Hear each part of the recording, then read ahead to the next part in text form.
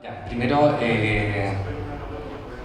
dar saludos, las buenas tardes, ¿cierto? Agradecer a los asistentes, a las asistentes, en un día, bueno, de dar medio almuerzo, ¿cierto? Como la matinée, antes de partir, a esta mesa, que es una mesa sobre terror latinoamericano, donde van a haber 3 ponencias,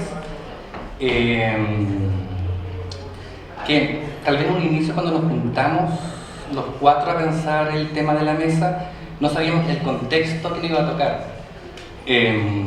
pero no obstante yo creo que se articula bastante, o sea, una mesa de terror en un contexto de terror, entonces eso va a ser interesante, por lo menos reflexionar. Voy a partir yo para sacarme los nervios, ¿cierto? Después va a venir Melissa con Catalina y después Estefanía Hermosilla, las cuales les voy a presentar cuando corresponda, ¿ya? Mi ponencia, quiero partir diciendo que no soy experto en Brecht. Brecht es una especie de iglesia, ¿cierto? Monumento a nivel latinoamericano, ¿cierto? A nivel mundial sobre el cómic. Por lo tanto, esto es un intento de hipótesis que tensiona una postura que por lo menos Pablo Turnes, que sacó un libro del año pasado, mantiene sobre Brecht. Así que yo voy a recurrir a la vieja táctica de leer. Parto con una frase de Ronald Kay: la mancha es la impronta húmeda, la letra primordial de dicha escritura corporal, es la huella inmediata que el organismo traza de su interior. Tal como enuncia Pablo Turnes, Alberto Brecht es un artista que abrió el cómic a nuevas posibilidades. Brecht se desempeñó como dibujante realizando historietas en editoriales tanto en Argentina como en Europa. Destacó por utilizar los límites formales que el cómic tenía en esos años, especialmente en textos como Mort Cinder, El Eternauta y los mitos de Cthulhu. Es un impronunciable, así que le diré Cthulhu. Gracias. El presente escrito es una breve propuesta interpretativa de este último cómic bajo la pregunta sobre el terror. ¿Qué es? ¿Cómo lo produce? La historieta en cuestión es la particular lectura de los autores sobre una serie de cuentos de Lovecraft. Está realizada por Norberto Buscaglia y Alberto Brecht. La hipótesis que recorre esta ponencia es que el terror surge desde las intensidades de duración monstruosas que producen un efecto de extrañamiento. Así, la brusca desaceleración del tiempo o el surgimiento de virtuales de duración cargados de intensidades hacen aparecer imágenes despojadas de toda codicidad o gramaticalidad hegemónica, las que cobran su máxima expresión en el uso de la mancha como un devenir. Cabe mencionar que las imágenes que van a estar dando vuelta son imágenes del texto de Brecht, pero además fotografías de Carla Moto, ¿cierto? Como una especie, copiando lo que hicieron ayer, ¿cierto? Con la imagen, una especie de estímulo visual. En este textil aparece un uso residual del esquema hegemónico sensible de las producciones estadounidenses y europeas, residual en el sentido que otorga Moreiras, sobre aquellos rasgos de diferencia en los espacios marginales del centro teórico oficial. Entonces, un tercer espacio que, como dice Homi Bhabha, lo cito, aunque irrepresentable en sí mismo, constituye las condiciones discursivas de enunciación que aseguran que el sentido y los símbolos de la cultura no tienen unidad o fijeza primordial, que incluso los mismos signos pueden ser apropiados, traducidos, rehistorizados y leídos de nuevo. Entonces, la apuesta de Brecht, su lectura, fuerza el diccionario analítico heredado, o más bien su empleo pasivo, exigiendo nuevas formas de leer. Entonces, lo que hablamos, lo que se tocaba ayer también, el tema no es el concepto, no es la ucronía, no es el héroe, sino cómo operacionalizamos el concepto héroe, cómo operacionalizamos la ucronía. Primero, acápite, el tiempo inmenso o el mínimo de una duración de la viñeta. El terror lovecraftiano, la lectura que hace Brecht de este, responde a la puesta en crisis del régimen de representación, de articulación, de gramaticalidad de lo normal, actualizándolo a la visualidad del cómic, y para esto, como refiere Turnes, no queda más que reinventarlo. El terror acá es el cuestionamiento de la presentación de lo real. Al respecto, es interesante el empleo o concepción de la viñeta. Esta, en el cómic, genera una especie de mapa en la página que, según la teoría más tradicional, orienta la lectura por medio de acciones causales, una segmentación ordenada de un espacio, en que cada una retiene un tiempo medible, cuantificable, y genera un efecto en otra viñeta que contiene un tiempo que es el dependiente del anterior.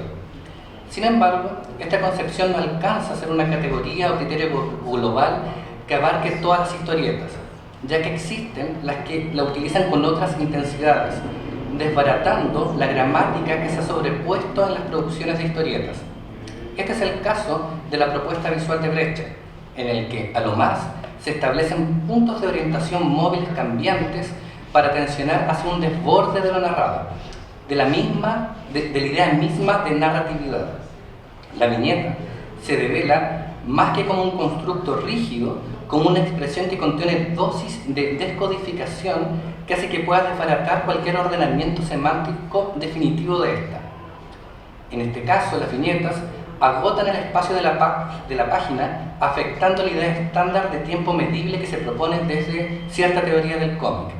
Acá, en ciertos momentos, no existe límite o marcas de un inicio de desarrollo final, sino que una aparición de flujos inestables, ya que la viñeta, en estos casos, no es un instante de tiempo aislado, sino que una constante activación de intensidades de duración informes en relación con las otras.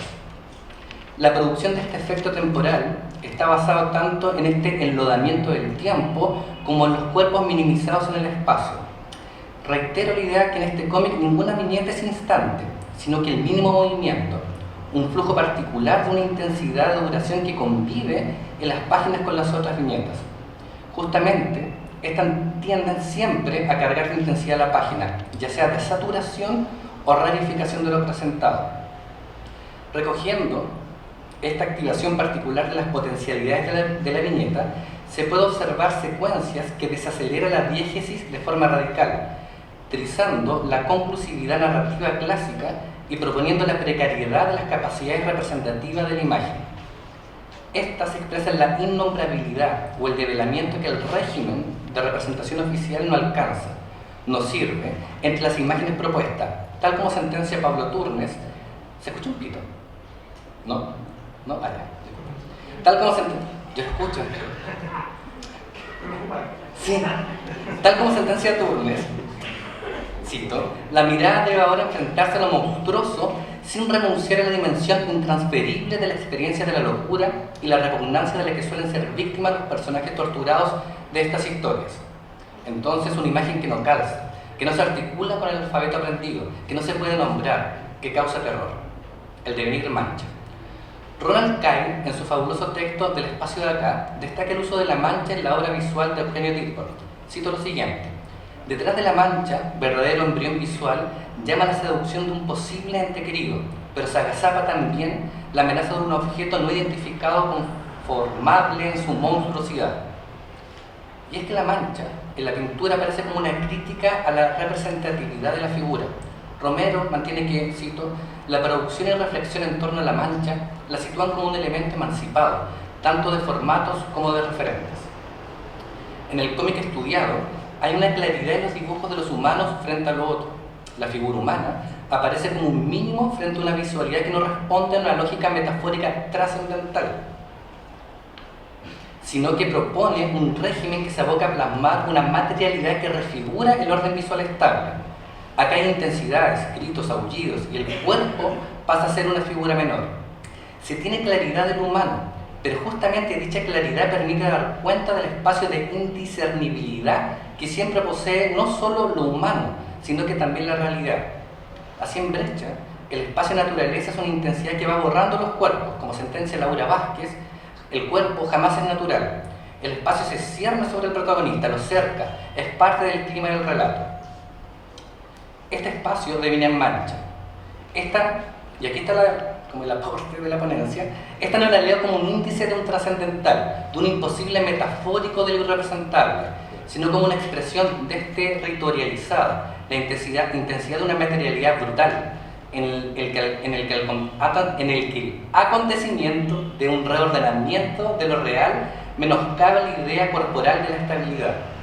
Acá no existe la posibilidad de una huida a un trascendental, entonces aparece el terror. Al respecto, el uso del monotipo ha sido leído por Martínez y Turnes como una forma de presentar un irrepresentable como epifanía del horror puro. Me parece que en Breccia, más que aquello, hay una forma materialista de presentar el horror, no una analogía de lo que no tiene imagen.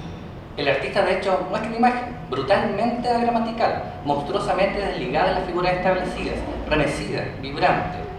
La mancha, entonces, tomando en cuenta el empleo de la secuencia entre viñetas, aparece como un devenir mancha, un estar siendo mancha, un hacerse en ese enlodamiento del tiempo. El cuerpo, el paisaje y la escritura tienen un suspenso frente a la exterioridad de las manchas activadas en la página. Para finalizar, si en Lovecraft la imposibilidad de nombrar es el horror y dentro de esto crea el ser innombrable, que voy a nombrar Chulo, en Breccia se genera un estar siendo mancha. ¿Cómo dibujar seres impronunciables? ¿Cómo mostrar algo que solo es un significante suelto, con significado, pero alejado, roto de su articulación? O mejor dicho, ¿cómo mostrar algo desprendido del abismo entre el contenido y la expresión? El gesto de hacer aparecer una duración mínima, de activar una mancha en permanente estado de expresión, de tensionar sus lazos con lo escrito y de minorizar la figura humana y del paisaje, hacen a mí parecer que surja lo horroroso. Y para terminar, citando a Lovecraft, los términos que mejor pueden sugerir el carácter general de nuestra experiencia son los de las inversiones o ascensiones, pues en cada revelación una parte de nuestra mente se separaba de cuanto es real y presente, y se precipitaban etéreamente en espantosos, oscuros y sobrecogedores abismos, traspasando a veces ciertos obstáculos definidos y característicos que solo podría describir como viscosas y groseras nubes de vapor. Muchas gracias.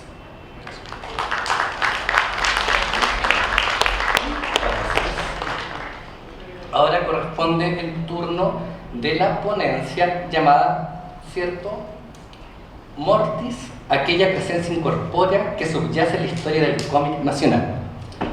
La ponencia la presenta Melissa Catalina. Melissa, egresada de Pedagogía de Castellano, hermana mayor y madre de Sofía. Sus gustos se inclinan hacia el New Wave y la cultura noventera. Tengo que hacer una presentación así. Esa es como la lección. Esta presentación está brutal. Ya, sus gustos se inclinan por el New Wave y la cultura noventera. Actualmente se encuentra trabajando, las dos, ¿cierto?, en su tesis sobre problemática social en Latinoamérica, inserta en el género gótico de Mariana Enríquez. Catalina también es egresada de Castellano en USACH y me dijo que dijera eso nomás. Entonces, chiquillas, tienen 15 minutos y yo les voy avisando. Primero, buenas tardes a todos los presentes. Quisiera decir que esta ponencia se divide en dos partes. La primera es un poco el contexto en el que se inserta el Dr. Mortis, cómo nace y como el paneo general del cómic chileno cuando se publica Mortis. La segunda parte es un poco más lo que va el análisis de la ponencia. Así que comienzo yo, Catalina. Entonces, bueno, respecto a la historia contextual en la que nace el personaje del Dr. Mortis, nos vamos a situar en el año 1940. Este personaje es creado por un programa de difusión radial en la Radio Fortales, el cual contaba la historia de Mortis en un horario nocturno mayoritariamente. Esto quiere decir que no era apto para todo público. Luego surge la versión dibujada en cómic durante los principios de los años 70, la cual fue creada por Juan Marino bajo el nombre del siniestro Dr. Mortis. A esta publicación le precede la difusión de los guiones del radioteatro bajo la editorial Zigzag. Esta versión representaba una versión un poco más fiel de la realidad ocurrente en el país en el contexto que ya nombré anteriormente. Cabe mencionar que en el momento en que se da la publicación de este cómic, existe una especie de era dorada de la novela gráfica en Chile. Por lo tanto, lo expresado anteriormente con respecto al contexto nacional se daba no tan solo en el Dr. Mortis. Marino pertenece a la llamada generación del 50, que es bastante conocida, donde dialoga con la literatura de la vanguardia impulsada por Neruda, De Roca, Huidobro, que están claramente influenciadas por las corrientes europeas. Por lo que el siniestro Mortis llama un cambio de paradigma donde se presenta gráfica antes que textos extensos y con tema principal del terror, lo que impacta en el colectivo social. Cabe mencionar que el Dr. Mortis se pone en pausa al momento de iniciar la dictadura militar y jamás vuelve a retomar su publicación. al momento. Sin embargo, aunque existe la recurrencia a la intertextualidad de Mortis, que es propia de la generación nombrada anteriormente, cabe recalcar que en el espacio del contexto de los 60 el cómic no era reconocido como propia literatura, por lo que se instala en el inconsciente colectivo bajo el boom de este género y por sí solo como referente gráfico a lo precedente en la radio. Por consiguiente, la aparición de formas monstruosas y humanoides componen un distintivo de este cómic en la ciencia ficción, apareciendo por primera vez estas formas en contenidos gráficos, por lo que contrarresta la necesidad de realismo dentro de la literatura, que apoya los discursos de la literatura fantástica principiante en Chile y que se populariza cada vez más entre la masa de lectores de finales de los 60, entregando unos mensajes alejados de la mimesis esperada por el diálogo literario antes mencionado, o sea, la generación del 50. Por lo tanto, incluso el lenguaje utilizado va en contraposición de los textos conocidos hasta entonces, incursionando en un nuevo discurso fantástico precursor de otras novelas gráficas. El siniestro Dr. Mortis se instala en el subconsciente colectivo y que encaja en su concepción como un texto masivo, tal como lo fue su inicio en la radio, que da cuenta con una historia marcada dentro de la cultura chilena y el comienzo arraigado de lo fantástico. Asimismo, conlleva la construcción de imaginarios colectivos específicos apoyados por la narrativa gráfica, centradas en la monstruosidad que recalca las aventuras de las publicaciones de Mortis, que ponen en controversia la constante necesidad de una mimesis verídica de la población con su capacidad de ser sujetos que puedan imaginar realidades alternas. Revisado anteriormente el contexto de producción, queremos enlazarlo con aquello que marca la sociedad de la época, donde se comienza a entender una difusión masiva del cómic de la mano de publicaciones traídas desde Disney u otras como Pepe Antártico, y la masiva distribución de la historieta nacional Condorito, que marcan el canon inicial de la novela gráfica en Chile, por lo que existe desde ya representaciones de animales personificados, por ejemplo, y el constante uso de figuras retóricas como parte del texto y su discurso, por lo que Mortis sigue esa lógica en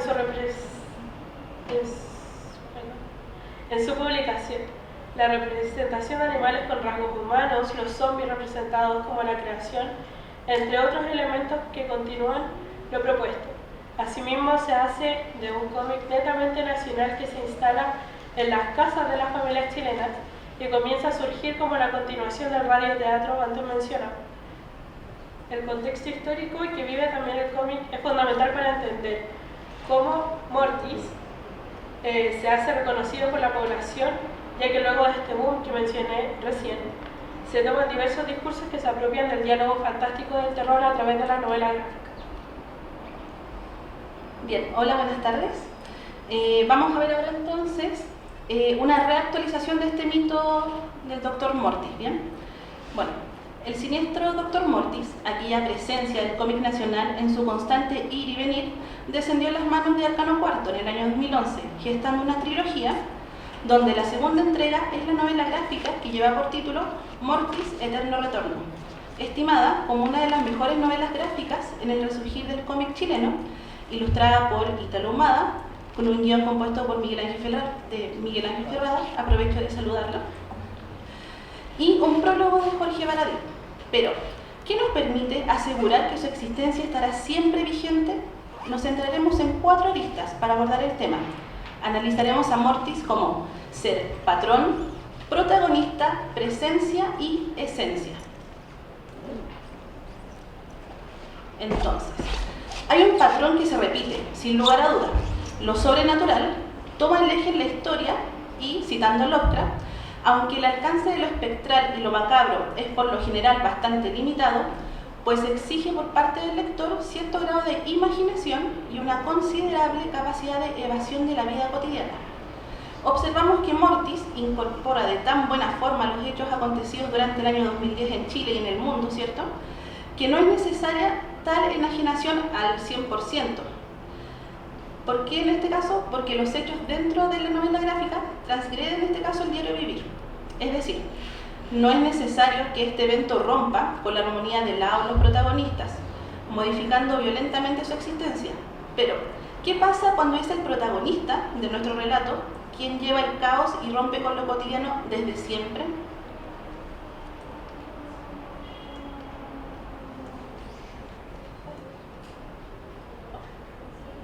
Sí.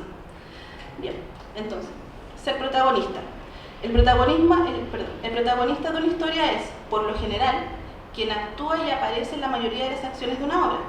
En el universo de Mortis, Eterno Retorno, podemos visibilizar que nuestro intérprete estrella es lo siniestro de la historia, rompiendo con el orden clásico, ¿cierto?, donde está la víctima y por lo general la víctima es él o la protagonista. Lo anterior, sin embargo, sí sucedía en algunas historietas de Juan Marino, donde podemos dar como ejemplo los dos primeros tomos. El primero se titula El siniestro Dr. Mortis y el segundo El testamento del Dr. Mortis. Ambos capítulos están conectados por un hilo central. Sin embargo, es el detective y luego un profesor quienes realizan la mayor cantidad de acciones dentro de los episodios. Podríamos, volviendo a la historia gestada en el 2010, pensar por un momento que quizás el sacerdote católico Hans Libby, formidable enemigo de la cofradía, era quien se quedaba con el puesto de protagonista.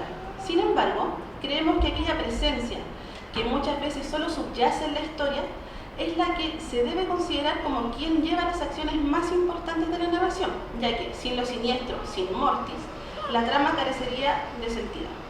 El sacerdote en este momento se ha convertido en aquel personaje que pone los obstáculos a los objetivos del personaje principal, Hans Libby, quien contaba con agentes del CIE monitoreando los bordes del Pacífico, llámese Pacífico a Japón, Australia y Chile, se instaura como nuestro antagonista ante esta presencia incorpórea que embetuna por completo el relato.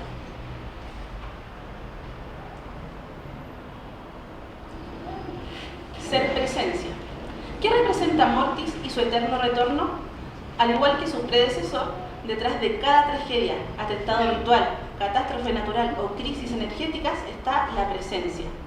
Mortis es una presencia que muchas veces solo subyace en la historia, pero que chorrea grotescamente cada centímetro de ella. Es una sombra, una fuerza vital, que se mueve siempre dentro de un organismo inmaterial. Cito: una sustancia amorfa, una especie de niebla viscosa o un cuerpo humano que desafiaba toda lógica. El eterno retorno de Mortis se considera como aquel final que determinará un cambio profundo, señala el fin de una era y, claro, nos recordará siempre todo aquello que es inevitable. El arcano número 13, el arquetipo de la muerte con su propia historia, cronología y geometría.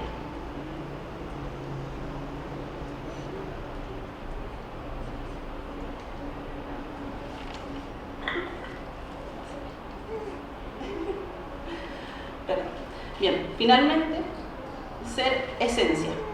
Bueno, para tener en cuenta cómo Mortis es esencia pura, sin contaminantes externos, tomaremos algunos postulados de Lovecraft, quien indica que fue Poe el que percibió cómo una narración tenía que expresar las sensaciones y acontecimientos tal como son, no importando lo repulsivo o deprimente de todo acontecimiento. El estudio realizado por este escritor a la mente humana lo llevó a establecer un nuevo grado de realismo dentro del horror literario, por lo que, a pesar de la reactualización del Dr. Mortis, la esencia del terror clásico sigue vigente.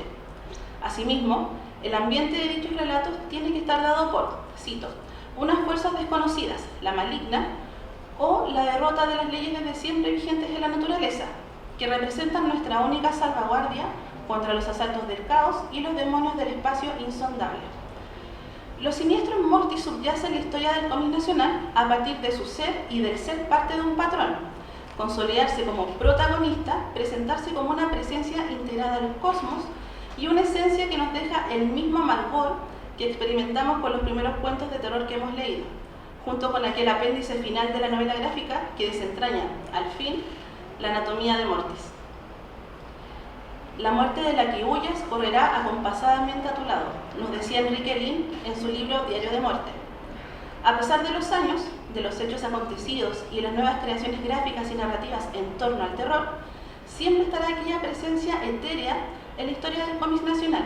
De hecho, el mismo Dr. Mortis ya nos había advertido que solo podrán destruir lo material, criaturas miserables, pero yo he de volver, y conmigo aquellos que aguardan en el más allá. Muchas gracias.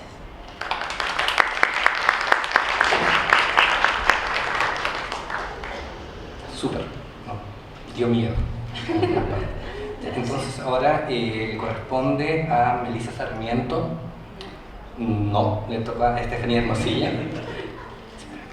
Licenciada en Filosofía y profesora en Filosofía por la Universidad de Chile, magíster en Pedagogía por la Universidad Nacional Autónoma de México y doctoranda de Estudios Americanos por la Universidad de Santiago de Chile. Sus temas de investigación se centran en la educación de la mirada, el cine y la literatura menor. Entonces, dejamos con ustedes. ¿Y eso no es la presentación? ¿Eso no es la presentación? ¿Puede ser? No, Ahí está, ya. Yo voy a hablar sobre el Bogotazo, que es un hecho histórico sumamente importante para Bogotá y que se considera el antecedente de lo que después va a ocurrir con la intervención de Estados Unidos en el golpe de Estado de Chile. Así que es un evento histórico que está muy en paralelo a lo que estamos también viviendo en estos momentos actualmente. Como dice ahí, ese día no es una fecha, es un minuto en el que el país quedó marcado para siempre. Alfredo Molano. El contexto. Hambre y furia. El 9 de abril de 1948, a la 1 de la tarde aproximadamente, es asesinado el líder y candidato presidencial por el Partido Liberal, Jorge Eliezer Gaitán, quien a través de una oratoria vibrante y conmovedora había logrado despertar y movilizar los deseos de justicia y paz del pueblo colombiano. Dicho candidato, en cuyos discursos declaraba «Yo no soy un hombre, soy un pueblo», encarnaba las esperanzas de cambio para la masa de campesinos, indígenas y obreros colombianos, cuyas vidas estaban marcadas por la violencia desencadenada entre los grupos conservadores y liberales. Ambos partidos poco habían hecho para resolver la abismante desigualdad social que sufría Colombia, atravesada por el flagelo del hambre y sometida a los terribles abusos que empresas estadounidenses como la United Fruit Company o Chiquita Brands cometían contra los trabajadores y trabajadoras colombianas, quienes realizaban sus labores en condiciones de privación y abandono similares a la esclavitud. Esta empresa, que contaba con sedes en distintos países de América Latina y el Caribe, a través de su publicidad contribuyó a reforzar la imagen de caníbales de las mujeres y hombres del continente.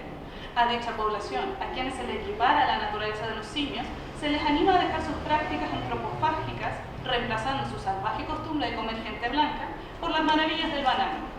De este modo, bajo el control de la multinacional Chiquita Banana, el banano se convierte en la fruta civilizatoria del capitalismo, que someterá por vía digestiva la naturaleza antropofágica de los latinos y caribeños. Sobre este contexto de injusticia, desigualdad, abuso y miseria, Jorge Eliezer Gaitán emergió como la promesa de cambio y renovación de la política colombiana, con un proyecto social centrado en el pueblo, que frente a la voracidad ambiciosa de los conservadores liberales, respondía que el hambre sufrida por los millones de colombianos no es conservadora ni liberal, sino que es hambre de justicia y paz. Su asesinato a manos de Juan Roa Sierra, cuya motivación aún se desconoce, así como quienes lo utilizaron para cometer tal crimen, desencadenó la furia del pueblo. Frente a un crimen que arrancó de raíz la más importante oportunidad de cambio para Colombia, el pueblo enfurecido desata su furia sobre Bogotá, que durante 3 días es asediada por masas de mujeres y hombres que recorren la ciudad, destruyendo, quemando y saqueando edificios públicos y tiendas comerciales, mientras arrastra el cuerpo destrozado de Juan Roa Sierra, a quien abandonan desnudo frente al Palacio de Gobierno. Dicho acontecimiento, conocido como Bogotazo, inaugura en Colombia el periodo histórico de la violencia, que transcurre entre 1948 y 1958. De esta forma, el Bogotazo constituye un evento que marcó la historia y memoria colectiva de los colombianos, cuyos recuerdos e imágenes sobre este trágico evento se alimentan de diversas fuentes, tanto sobre los habitantes de Bogotá que sobrevivieron al ataque de los soldados, como aquellos que animaron la insurrección del pueblo y llamaron a tomarse el poder, así como de diversos libros, películas y documentales que analizan las causas y consecuencias que el asesinato de Gaitán detonó no solo en Colombia, sino en el resto de América Latina y el Caribe. Los muertos se toman la historia La rebelión del Sobre.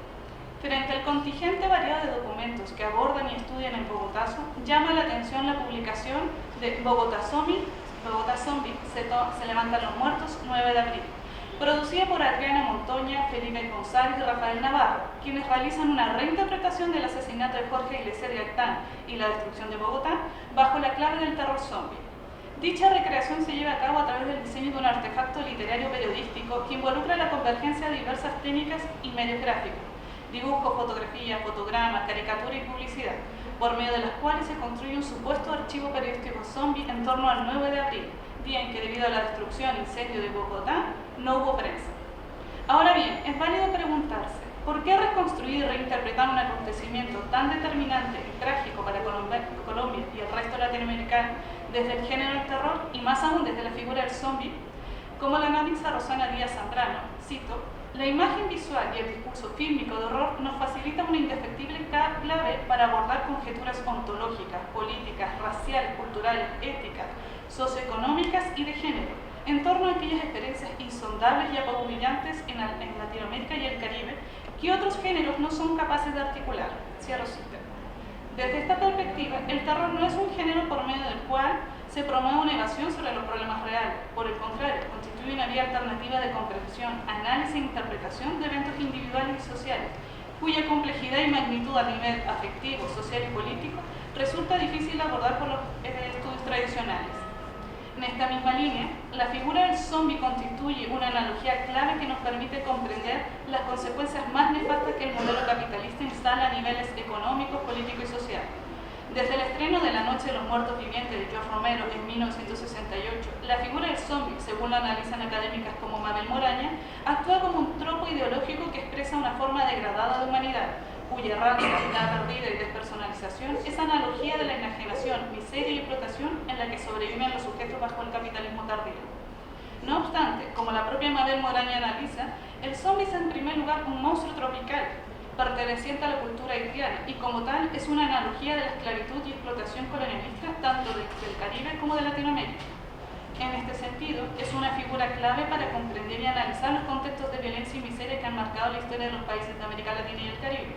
Pues como señala Mabel Moraña, la imagen de la muerte en vida y de la errarse como forma de habitar y recorrer un espacio indeterminado, ajeno e inapropiable, transmite la noción de desintegración social, enajenación y fragmentalidad de la sociabilidad, representando a través de la figura del zombie un mundo otro, que no es ajeno al de la civilización, sino su lado oscuro, inherente e irreductible. De esta forma, el zombie como expresión descarnada del abuso y sometimiento que el colonialismo instaló sobre la población afrohaitiana, se erige como un monstruo que nos abre la posibilidad de revisar acontecimientos históricos como el Bogotazo, pues culturalmente es una criatura fuertemente ligada a la rebelión de los esclavos, que surge bajo la mítica figura de Jan Zombie, un mulato que participó activamente en la lucha por la independencia y liberación de los esclavos de Haití. Sobre este personaje se narra que bajo los influjos del vudú habría participado en la masacre de 1804 contra la población blanca, responsable de la esclavitud y miseria de la población negra haitiana, ejecutando violentamente a un hombre blanco sobre las escaleras del Congreso.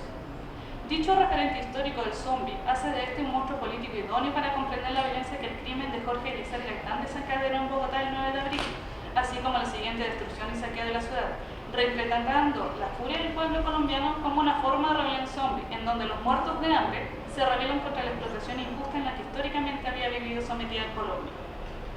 Tercera parte. El contagio entre las imágenes, el archivo visual zombie del Bogotazo. Con base en la figura del zombie como monstruo político, el texto Bogotá Zombie nos presenta una ficticia compilación de las portadas de los principales periódicos colombianos de la época. La Jornada, El Tiempo, El Siglo, El Espectador, La Razón, que con fecha del 10 de abril construye una narración periodística sobre el crimen de Jorge Eliezer Gaitán, que explica esta y la posterior destrucción de la ciudad como consecuencia de un ataque de muertos vivientes. De esta forma, se presenta una reconstrucción histórica de un acontecimiento que marcó trágicamente el pasado reciente de Colombia, haciendo una reinterpretación de este desde el imaginario zombie, recurriendo para ellos a los elementos visuales y verbales más característicos de este subgénero. Uno de los elementos más recurrentes dentro del mundo narrativo y visual del zombie es la cuestión del contagio y propagación que se produce de la enfermedad por medio del contacto y mordida entre los humanos. En el ámbito visual se produce algo similar, que podríamos asociar al concepto de iconofagia, que como señala Baitello Normal, alude a la capacidad de las imágenes de alimentarse, devorar y alterar a otras imágenes, proceso a partir del cual obtienen fuerza y sentido. Aquí hay un ejemplo de la iconofagia, precisamente se pueden ver. En el caso del texto Bogotá Zombie, nos encontramos con la manipulación de imágenes desde la propia portada, la cual constituye un dibujo realizado sobre una fotografía de 4 soldados del Ejército Nacional que leen la noticia sobre el Bogotazo. Dicho dibujo presenta un primer acto de contagio zombie al diseñar sobre la alteración de una fotografía histórica por medio de un uso de los trazos y los colores que difuminan los rostros de los soldados, a la vez que enfatizan las letras de la noticia. La decisión de intervenir a través del dibujo esta fotografía no es azarosa, pues responde a la actuación del ejército durante el Bogotazo, quienes fueron responsables de la matanza de miles civiles, razón por la cual se introduce desde el comienzo al soldado dentro del universo zombie. Esta es precisamente la portada del Bogotá Zombie. En tanto, el soldado representa un tipo de sujeto que carece de individualidad y que, al modo de una masa sin rostro ni conciencia, podríamos llamar a un zombie contrainsurgente, actúa contra el pueblo, siguiendo órdenes cuyo fin y objetivo desconoce.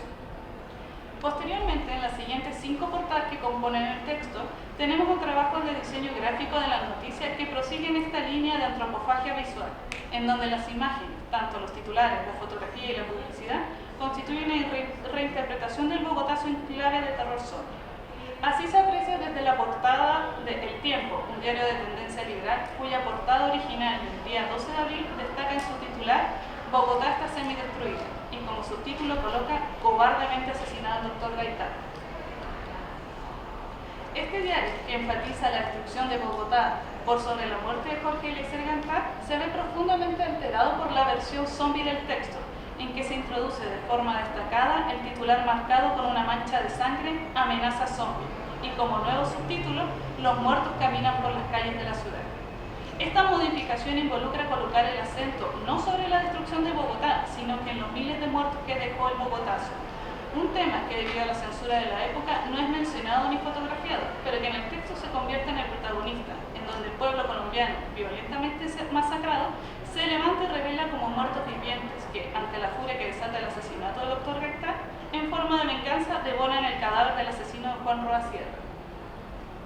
En esta línea se comprende que se sustituyen las imágenes y dibujos de los principales ministros del gobierno conservador de Mariano Ospina, quien estaba en el poder cuando ocurre el Bogotazo, colocan en su lugar fotogramas alterados de la película La Noche de los Muertos Vivientes de George Romero de 1968, pues esta película retoma, en el contexto capitalista y urbano, la imagen del zombie como un personaje hambriento y curioso que desata el caos y la destrucción social. Algo que me llama mucho la atención cuando revisaba las portadas y las alteraciones que había sufrido, en paralelo a lo que vivimos actual, es que las portadas originales de esos periódicos hacían mucho énfasis en la destrucción de la ciudad, pero no tenían en sus portadas a ningún muerto. No había víctimas. Un poco lo que ocurre cuando la mayor parte de las lamentaciones por parte del gobierno como de la prensa nacional hacen un énfasis tan fuerte en la destrucción de la ciudad por sobre sus habitantes. Es una lógica en términos de medios de comunicación que se sigue repitiendo por lo que vemos. O sea, importa más la ciudad aunque no haya ciudadanos. Ahora, un trabajo similar se observa en la portada. Bueno, aquí vemos imágenes de archivo de justamente los muertos que dejó el Bogotazo. Un trabajo similar se observa en la portada original de El Espectador, que nuevamente, debido a la censura del gobierno, se caracteriza por mostrar imágenes del saqueo y destrucción de edificios, en las que es notable la ausencia de personas, cuya versión zombie, bajo el titular Los muertos caminan, coloca de forma central 2 imágenes levemente distorsionadas. La imagen de la izquierda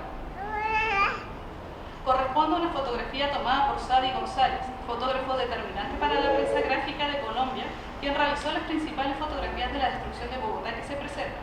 En ella se observa un grupo furioso de hombres con machetes y halcón en las manos, que bajo el llamado a tomarse el poder en represalia al asesinato del Dr. Gaitán, se enfrentan a los soldados y conservadores que defendían la ciudad. A su derecha, como una forma de relacionar dicha fotografía, se coloca un fotograma alterado de la película Los Muertos Vivientes, en un nuevo empeño de destacar la acción destructiva del pueblo, reinterpretándola como una sublevación zombie, que se revela contra la tiranía y violencia del gobierno. Sin duda, destaca en esta línea de reinterpretación del Bogotazo como una rebelión zombie la portada de La Jornada, diario que históricamente defendió la candidatura de Jorge Eliezer Gaitán y que todavía existe. Al respecto, llama la atención que de todas las portadas sea la que menos alteraciones visuales sufra, en donde se preserva en ambas versiones el dibujo que nos muestra el rostro de perfil del caudillo. La decisión de La Jornada de utilizar una sencilla y pública ilustración en blanco y negro en la que destaca la nariz que definía el rostro del Dr. Gaitán, en lugar de alguna de las fotografías que muestran su rostro fallecido, como lo hacen el diario El Tiempo y El Espectador, está en relación al propósito del titular, Colombia está de luto, el cual busca destacar de forma solemne y discreta el profundo dolor a nivel nacional que el asesinato del Dr. Gaitán ha desencadenado, así como los homenajes que se realizarán en su honor. No obstante, el mismo dibujo en la versión zombie cobra una dimensión oscuramente más sagrada, bajo el titular Sangrienta Jornada, Y esto, en tanto el titular expresa de una forma frontal y visceral el horror y violencia sin embargo que arrasó Bogotá, cuyas calles se encontraron cubiertas de miles de cadáveres apilados. Dicha connotación mística del perfil del caudillo se hace evidente bajo el subtítulo de la noticia que declara: los zombies intentan devorar el cadáver del Dr. Gaitán, en la medida que actúa como analogía de lo relatado por los testigos del crimen, quienes señalaron que decenas de personas empaparon sus pañales con la sangre derramada del Dr. Gaitán. Desde esta perspectiva, el subtítulo expresa de forma exacerbada el deseo del pueblo zombie de devorar el cuerpo sagrado del caudillo, como una forma de preservar dentro de sí una parte del líder. En una línea similar, el uso de la caricatura en la publicidad en el texto realizada con ilustraciones sencillas e inocentes actúa como una representación irónica del modelo económico-comercial de la época, en donde hasta la violencia desatada por las multitudes de zombies constituye ocasión para comercializar y ofrecer productos.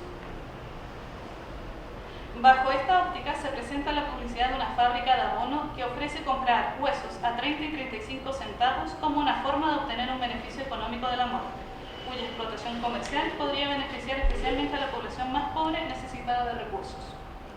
Una visión comercial de la muerte que se vuelve a repetir en el aviso de una compañía de seguros de vida, que imitando la inocencia y simplicidad de la publicidad de la década de los 50, brinda de forma irónica seguros de vida para la familia en caso de contagio zombie, lo cual no tiene sentido si pensamos que un zombie es un muerto viviente, es decir, un ser imposibilitado de morir y por tanto impedido de cobrar un seguro de vida. De esta forma, Bogotá Zombie constituye una obra que por medio de una antropofagia visual que devora y altera imágenes fotográficas y fílmicas, dibuja una versión zombie del pasado histórico de Colombia, que permite revisitar y reinterpretar desde el género del terror un acontecimiento trágico y determinante a nivel social y político como lo fue el Bogotazo, cuyos muertos siguen viviendo en la memoria del pueblo.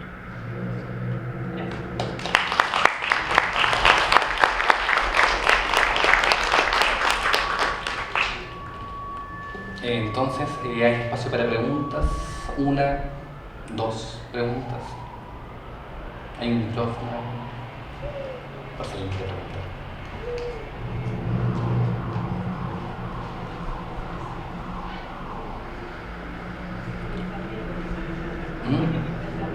Los amigos son intimidantes las chiquillas. Eso es cierto también. Yo voy a hacer una pregunta entonces. Como moderador y por la meta, ¿cierto? La pregunta es una pregunta tramposa, pero más que todo es pedirle la reflexión sobre lo que se ha hablado acá, sobre por la carrera que ustedes estudian, el magíster, lo que hablaba Vicente, que se fue, ¿cierto? Sobre el lugar de hablar latinoamericano. Si existe eso que Calle 13 menciona a Miñolo desde Estados Unidos de un algo que se llama Latinoamérica y si eso afectaría la producción visual. Aparentemente sí, pero en sus casos, especialmente Mortis, los zombies, eso. ¿Cómo afecta el lugar de hablar?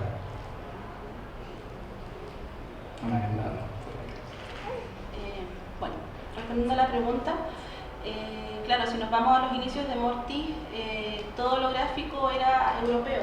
Teníamos los grandes castillos, teníamos el tema de también zombies, vampirismo, ¿cierto? Sin embargo, el vampirismo igual está aquí en Latinoamérica destacado desde el siglo XIX. Sin embargo, si nos ponemos aquí, de hecho en Latinoamérica nunca tuvimos castillo, ¿cierto? Nunca, hablando de los grandes castillos. Entonces, en cierto modo, claro que afecta el lugar de procedencia, pero yo creo que hemos sabido integrarlo súper bien y me quedo ya con Mortis, con autoras como Mariana Enrique, Amparo Dávila, que hay un terror latinoamericano. Ahí se está haciendo y yo creo que se va a seguir haciendo porque tenemos mucho material.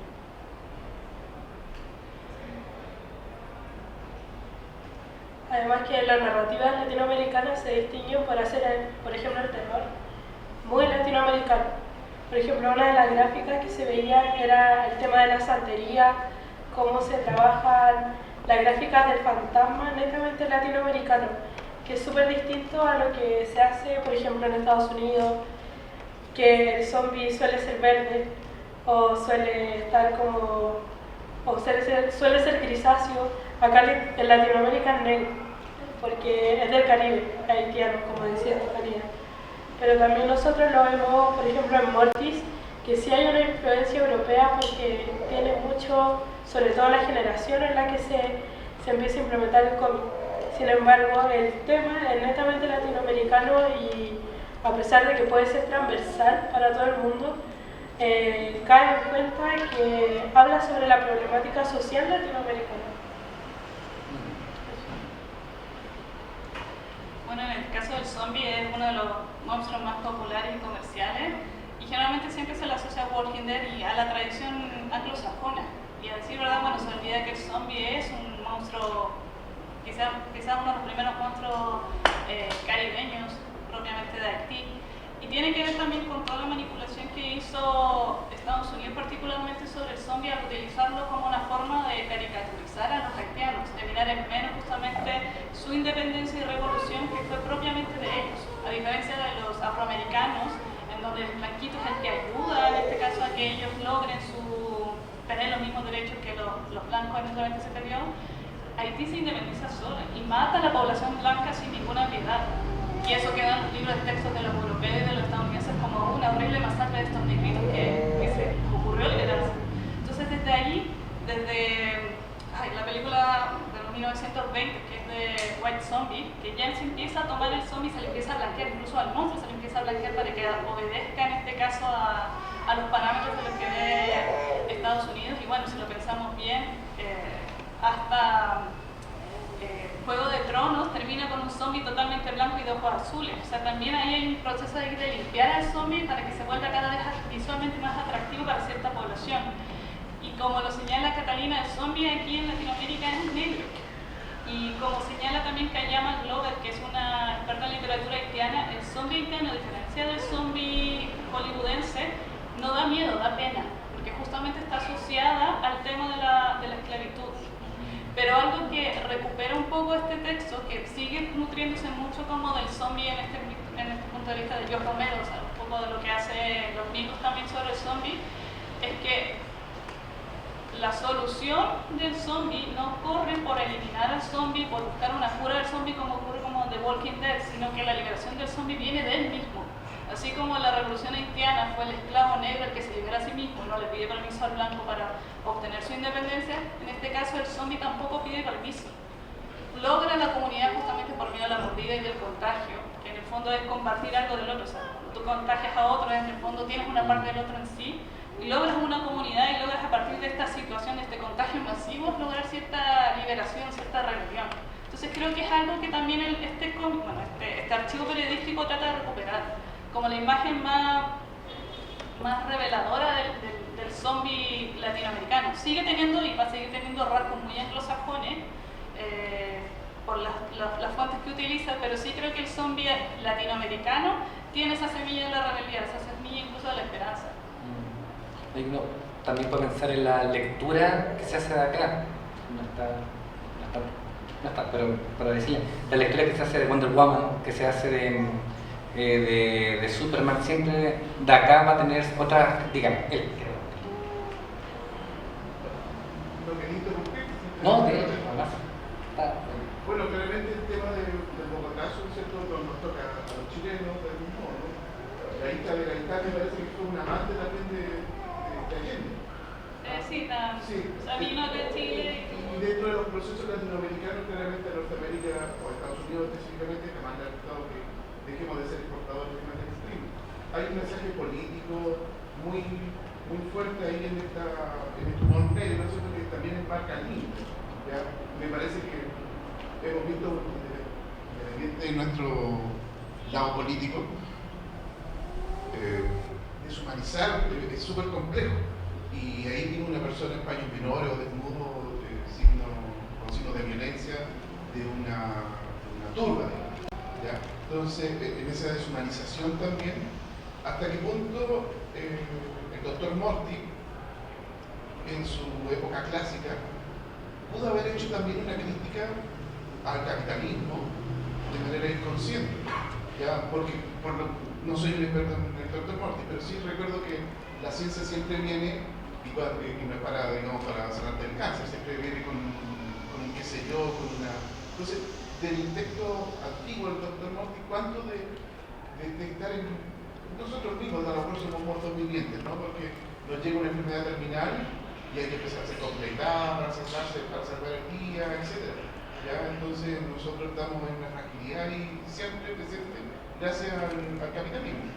El que pensó que el 18 de octubre fue algo que apareció de la nada, claramente no estaba mirando bien la realidad de nuestro país. Entonces, cuando el doctor Mortis tiene esta crítica no sé si al sistema capitalista en general, pero sí al ser humano, a la condición humana, digamos, de amor y odio que subyace en todos nosotros.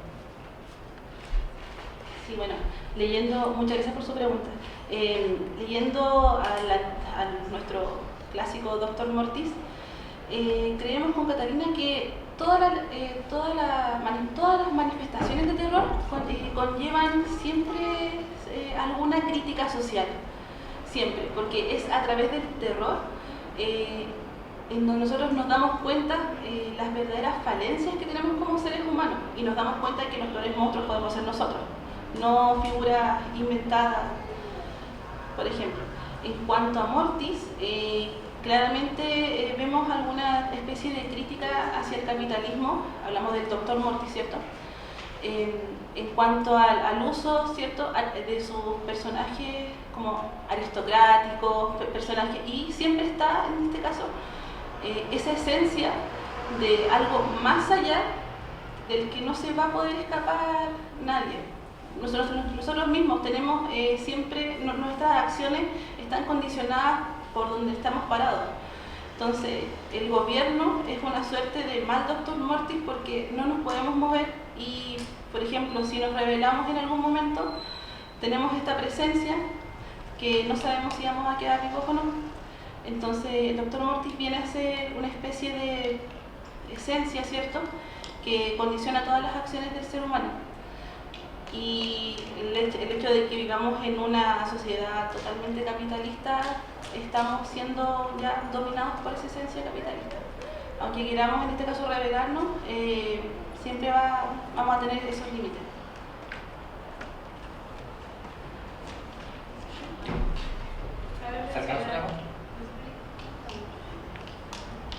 Cabe mencionar igual que en dictadura el cómic de Dr. Mortis se canceló por el discurso político que traía, incluso que en ese tiempo era un boom súper grande de la novela gráfica en Chile.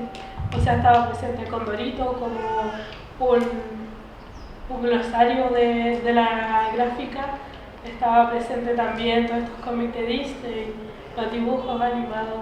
Sin embargo, el Dr. Mortis se cancela y no vuelve hasta el 2011, que fue la publicación. Se cancela.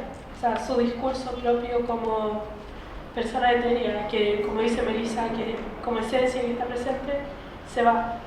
Y el por qué se va también a un discurso político súper fuerte contra el capitalismo. Súper cortito un comentario al paso. Yo soy de Trauco. El número 1 de Trauco en los 80 claramente es un zombie y está dibujado por Miguel Isa, para que lo tengan en su comentario en la historia.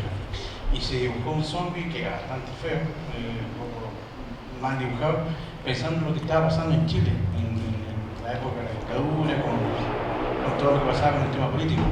Pasan 35 años, desaparece la Trauco en el año 90, en estos temas políticos, y ahora aparece nuevamente la Trauco, bien o mal, pero aparece, y aparece como un zombie, dibujado por Mauricio Herrera, y también un poco haciendo como una especie de mirada, una especie de cameo a lo que está pasando ahora con el estallido social y bla bla bla, y también por supuesto instalando el zombie que teníamos instalado con Miguel Isa, que se hizo la primera portada de Trauco en los 80.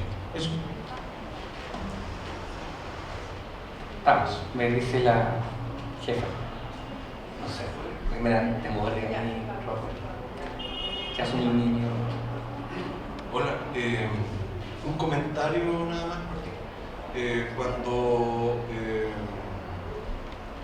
Cuando la burguesía en el siglo XVIII arremete y se hace espacio entre la aristocracia y lo que sería después el proletariado, tiene que crear sus propios monstruos. Entonces, en la genealogía del monstruo, el monstruo pasa de lo demoníaco a lo patológico, tiene mucha perspectiva. Pero es interesante cuando la burguesía entra y ve a los monstruos de la aristocracia y del proletariado, y a los dos le da formas de abyección. Y a la aristocracia la convierte en el monstruo del insecto, un monstruo incestuoso que lleva al insecto para no compartir su linaje ni su sangre.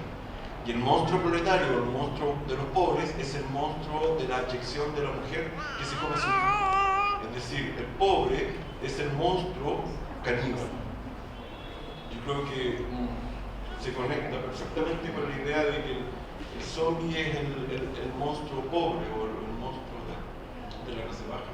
Y la aristocracia tenía que construir sus propios monstruos para poder defenderse de su clase enemiga. Gracias. Entonces terminamos con un aplauso en la mesa y los dejamos invitados. Nos vemos para